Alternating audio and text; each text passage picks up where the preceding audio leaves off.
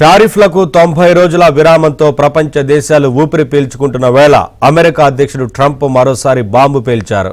సుంకాల గాలం నుంచి ఎవరూ తప్పించుకోలేరంటూ తీవ్ర వ్యాఖ్యలు చేశారు. టారిఫ్లపై ట్రూత్ సోషల్ మీడియాలో ట్రంప్ ఓ పోస్ట్ చేశారు.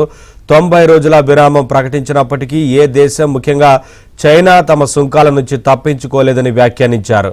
చైనా చాలా కాలంగా తమతో చెత్తగా ప్రవర్తిస్తోందంటూ ట్రంప్ ఘాటు వ్యాఖ్యలు చేశారు.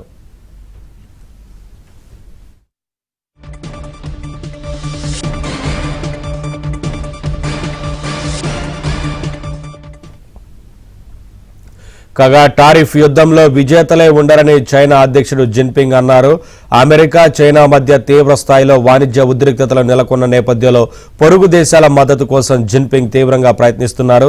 ఈ క్రమంలోనే ఆగ్నేషియా దేశాల పర్యటనకు వెళ్లిన ఆయన ఈ సందర్భంగా రాసిన ఒక ఎడిటోరియల్లో కీలక వ్యాఖ్యలు చేశారు.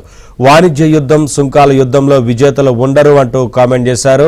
ఇరు దేశాలు స్థిరమైన ప్రపంచ పారిశ్రామిక వ్యవస్థను, సరఫరా వ్యవస్థలను, అంతర్జాతీయంగా సహకార వాతావరణాన్ని కాపాడుకోవాలంటూ ట్రంప్కు సూచించారు.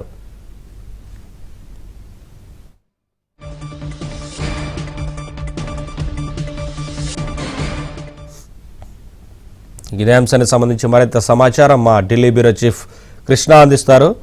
కృష్ణ, నవీన్, వాణిజ్య యుద్ధం మళ్లీ ముదిరినట్టే కనిపిస్తుంది. ట్రంప్, జిన్పింగ్ వ్యాఖ్యలతో ప్రపంచం మరోసారి ఉలిక్కిపడింది. టారిఫ్ల పైన 90 రోజుల విరామం ప్రపంచ ఆర్థిక వ్యవస్థకు కొంత ఊపిరి ఇచ్చినట్లే కనిపించింది. అయితే దీనికి మళ్ళీ ప్రతిరోజు ఏదో ఒక వ్యాఖ్యలు చేస్తూ అమెరికా అధ్యక్షుడు డొనాల్డ్ ట్రంప్ ఈ యొక్క శాంతి లేకుండా చేస్తున్నారు. అదేవిధంగా వాణిజ్య యుద్ధాన్ని మరింతగా పెంచుతున్నారు అంటూ ఆర్థిక నిపుణులు చెప్తున్నటువంటి మాట. అమెరికా అధ్యక్షుడు డొనాల్డ్ ట్రంప్ తాజాగా చేసినటువంటి ఘాటు వ్యాఖ్యలు మళ్లీ వాణిజ్య ఉద్రిక్తతలకు తావిస్తున్నాయంటూ ఆర్థిక నిపుణులు ఆందోళన వ్యక్తం చేస్తున్నారు. ట్రూత్ సోషల్ మీడియా వేదికగా ట్రంప్ చేసినటువంటి వ్యాఖ్యలు ఏదైతే ఎవరు సుంకాల గాలం నుంచి తప్పించుకోలేరు అంటూ ట్రంప్ చేసినటువంటి వ్యాఖ్యలపై ఇప్పుడు ప్రస్తుతం చర్చ జరుగుతుంది. ముఖ్యంగా చైనా పైన తీవ్రంగా ఆయన విరుచుకుపడ్డారు. చైనా చాలా కాలంగా అమెరికాతో అన్యాయంగా ప్రవర్తిస్తుంది అని ఆరోపించారు. అంతేకాకుండా 90 రోజుల టారిఫ్ విరామం ఉన్నప్పటికీ కూడా చైనా తమ విధానాల్లో మార్పు చేయలేదని ఆయన విమర్శించారు. ఇది కూడా చైనా నేత జిన్పింగ్ స్పందనకు దారితీసింది. ప్రస్తుతం ఆగ్నేషియా పర్యటనలో ఉన్నటువంటి జిన్పింగ్ ఒక ఎడిటోరియల్లో స్పందిస్తూ టారిఫ్ యుద్ధాల్లో ఎవరు గెలవరు అని కూడా ఆయన వ్యాఖ్యానించారు. ప్రపంచ పారిశ్రామిక స్థిరత్వానికి ముప్పు ఏర్పడుతుంది, అందుకే వాణిజ్యపరంగా అంతర్జాతీయ సహకారం అవసరాన్ని కూడా ఆయన సూచించారు. ట్రంప్ కు ఆయన ప్రత్యక్షంగా హెచ్చరిక చేస్తూ రెండు దేశాలు సమన్వయంతో ముందుకు సాగాల్సినటువంటి అవసరం ఉంది.